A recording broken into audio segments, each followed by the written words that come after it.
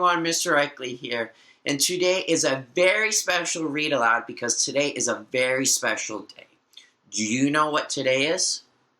If you have a guess, maybe by looking at my posters and maybe looking at my hat and my attire, today is Earth Day.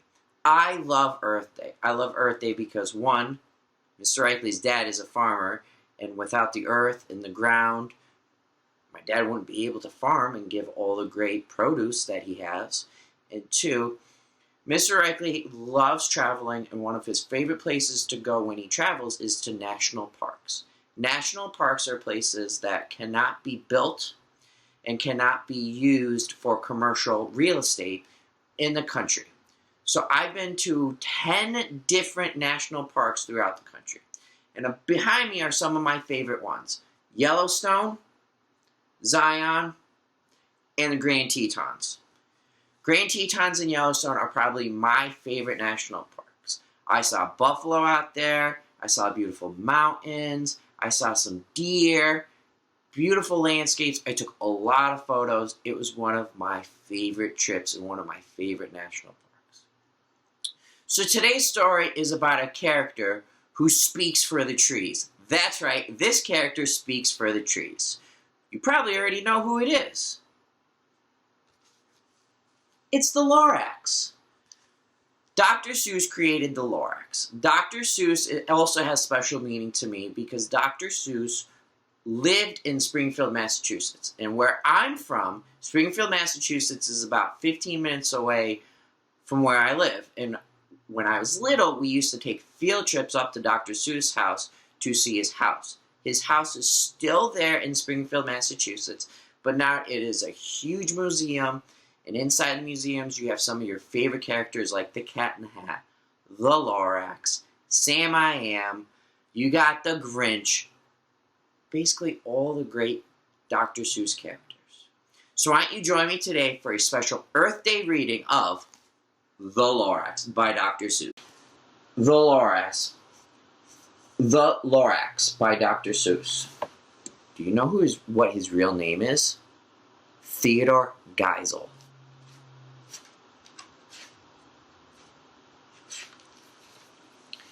At the far end of town, where the grickle grass grows, and the wind smells slow and sour when it blows, and no bird ever sings excepting old crows, in the street of the lifted Lorax.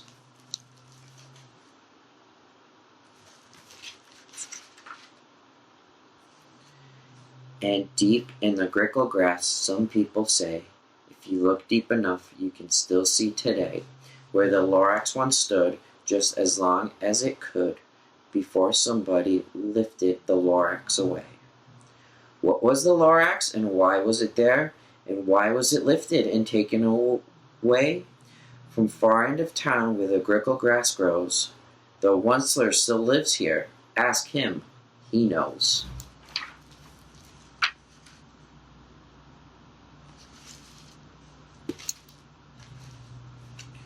You won't see the Onceler, don't knock at his door. He stays in his lurkin on top of his store. He lurks in his lurkin, cold under the roof, where he makes his own clothes out of Mufford moof. And on special dank midnights in August he peeks out of the shutters, and sometimes he speaks, and tells how the Lorax was lifted away. He'll tell you perhaps if you're willing to pay.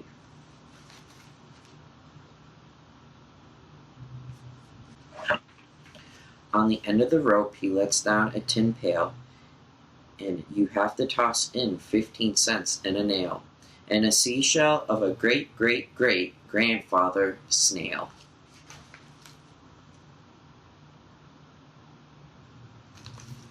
You know what I just noticed? This picture right here is of my great-grandfather. Then he pulls up the pail, makes a most careful count to see if you've paid him the proper amount. Then he hides what you paid him away in his snurvy, his secret strange hole, in his glooviest gloves.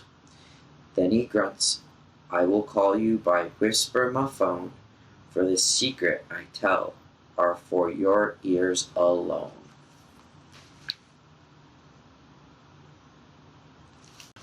Slurp down slurps the whisper-my-phone to your ear, and the old once-letter whispers are not very clear, since they have not come down through a surely hose, and he sounds as if he has smallish bees up his nose. Now I'll tell you, he said, with his teeth sounding gray, how the Lorax got lifted and taken away. It all started way back, such a long time back.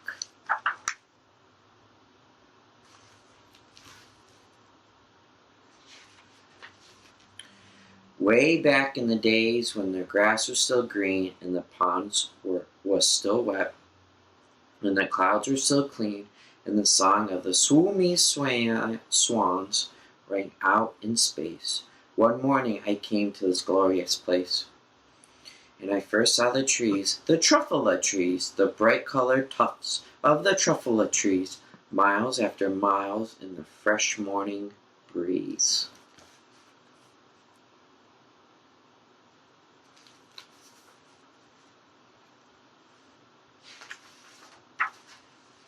And under the trees I saw the brown barbaloots frisking about in their barbaloo suits as they played in the shade and ate truffula fruits.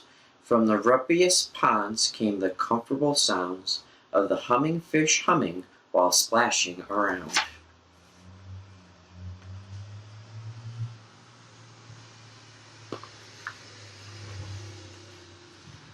But those trees, those truffula trees, all my life I'd been searching for trees such as these. The touch of their tufts was much softer than silk, and they had a sweet smell of fresh butterfly milk. I felt a great leaping of joy in my heart. I knew just what I'd do. I unloaded my cart.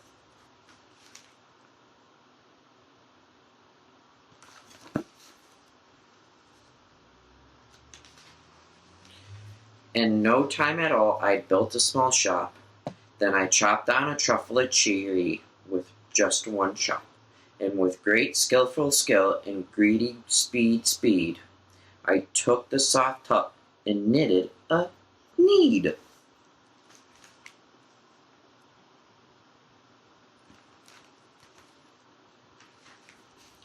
The instant I finished, I heard a gazoop.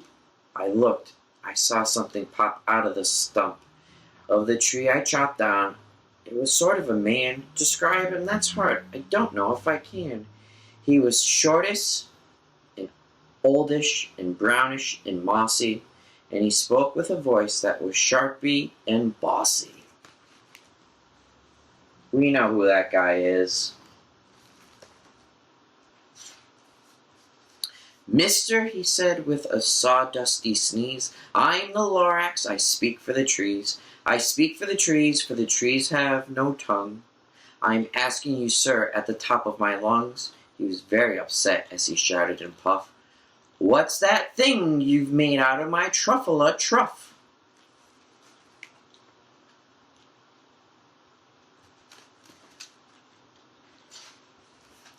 Look, Lorax, I said, there's no cause for alarm. I chopped just one tree. I am doing no harm. I am being quite useful. This thing is a fine something that all people need. A shirt, it's a sock, it's a glove, it's a hat.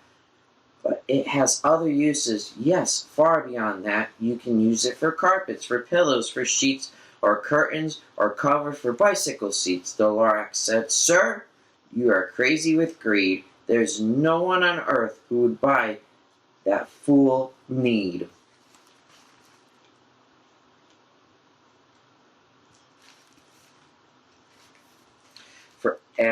But for the very next minute, I proved he was wrong.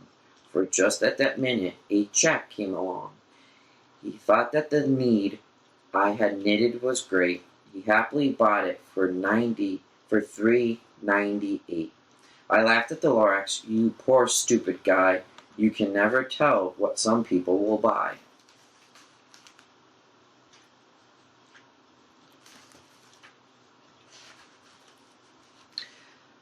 I repeat, cried the Lorax, I speak for the trees. I'm busy, I told him. Shut up, if you please. I rushed across the room and in no time at all built a radio phone. I put in a quick call. I called all my brothers and uncles and aunts, and I said, listen here, here's a wonderful chance for the whole Onceler family to get mighty rich. Get over here fast, take the road to North Nitch, turn a left at Weewalk, sharp right at South Stitch.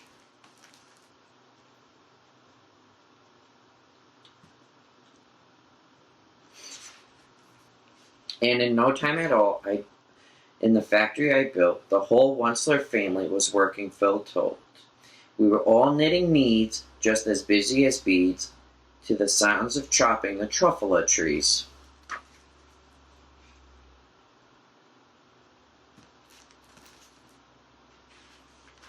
Then, oh baby, oh, how my business did grow.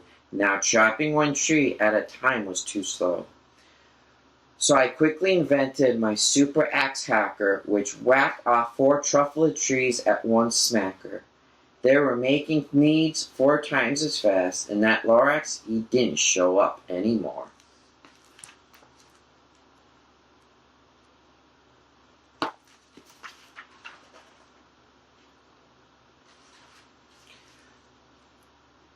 But the next week he knocked on my new office door. He snapped, I'm the Lorax who speaks for the trees, which you seem to be chopping as fast as you please.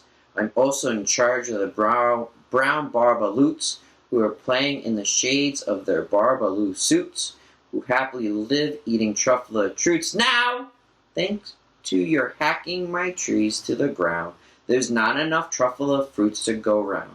And my poor barbaloots are getting the crummies because they have no gas and no food in their tummies.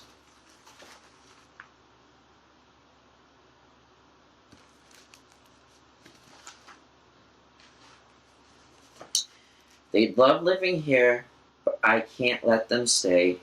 They'll have to find food, and I hope that they may. Good luck, boys, he cried, and sent them away. I, the Onceler, felt sad as I watched them all go. But business is business, and business must grow, regardless of crummies and tummies, you know.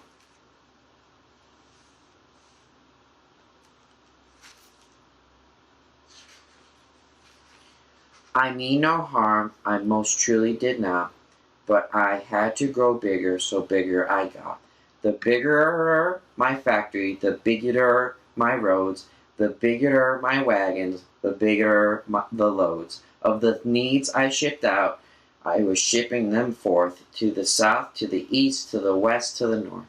I went right on biggering, selling more need. I biggered my money, which everyone need. Whew!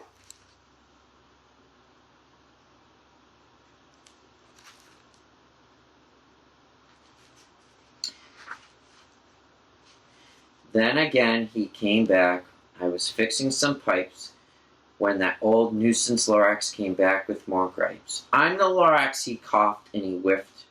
He sneezed and he snuffled and snarled and sniffled. Onceler, he cried with a cautious croak. Onceler, you're making such smogolocious smoke. My poor swanny swans, why they can't sing a note. No one can sing who has smut in his throat.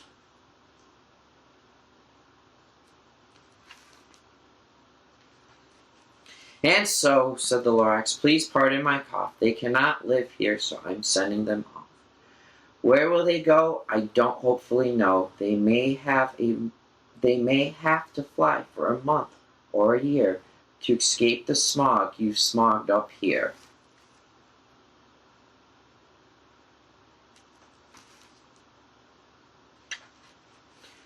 What more? Snapped the Lorax. His danglers was up.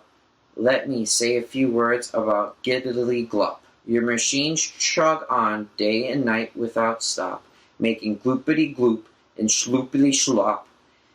And what do you do with the leftover goo? I'll show you, you dirty old Onceler man, you.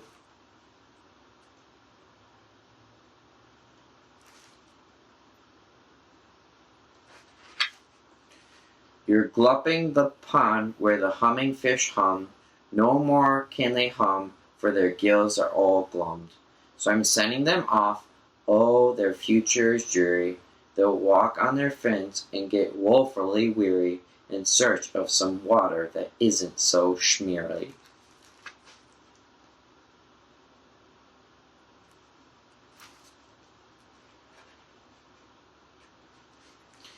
And then I got mad. I got terribly mad. I yelled at the Lorax. Now listen here, Dad. All you do is yap, yap, and say, bad, bad, bad, bad. Well, I have my rights, sir, and I'm telling you, I intend to go on doing just what I do. And for your information, you Lorax, I'm figuring on biggering and biggering and biggering and biggering more truffula trees into needs, which everyone needs.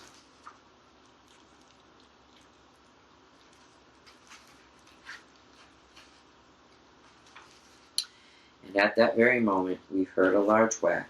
From outside in the field came a snickering smack of the axe on a tree. Then we heard the tree fall, the very last truffula tree of them all.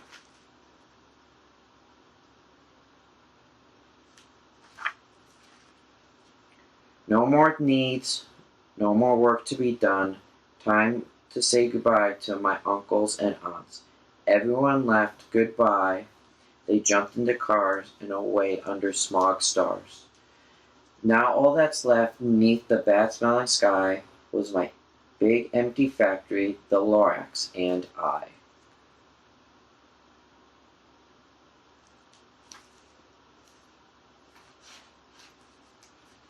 The Lorax said nothing, just gave me a glance.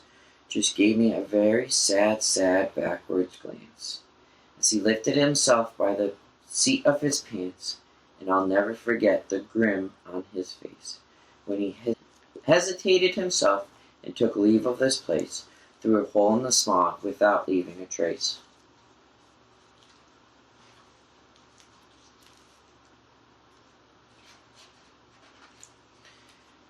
And all that the Lorax left here in this mess was a small pile of rocks with the one word, unless. Whatever that means, I just couldn't guess. That was long, long ago. But every day since that day I sat here and worried away. Through the years while my buildings have fallen apart, I've worried about it with all my heart.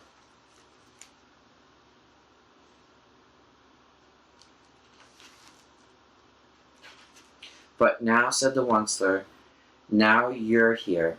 The word of the Lorax seems perfectly clear. Unless someone like you cares a whole awful lot, nothing is going to get better. It's not.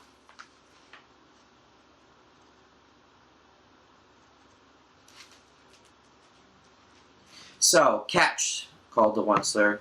He let something fall. It's a truffula seed. It's the last one of all. You're in charge of the last of the truffula seeds, and truffula trees are what everyone needs. Plant a new truffula, treat it with care, give it clean water, and feed it fresh air. Grow a forest, protect it from axes that hacks. Then the Lorax and all of his friends may come back.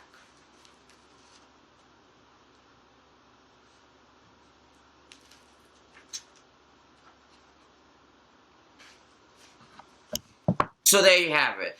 Dr. Seuss's The Lorax. As he says at the end of the book, unless someone like you takes care of the earth, who else is going to do it? And that's true. We need to take care of our earth. We need to recycle, reduce, and reuse, and look out for one another. Remember, we only get one earth, and we have to take very good care of her. Have a great Earth Day, and keep reading, and I will see you all again tomorrow.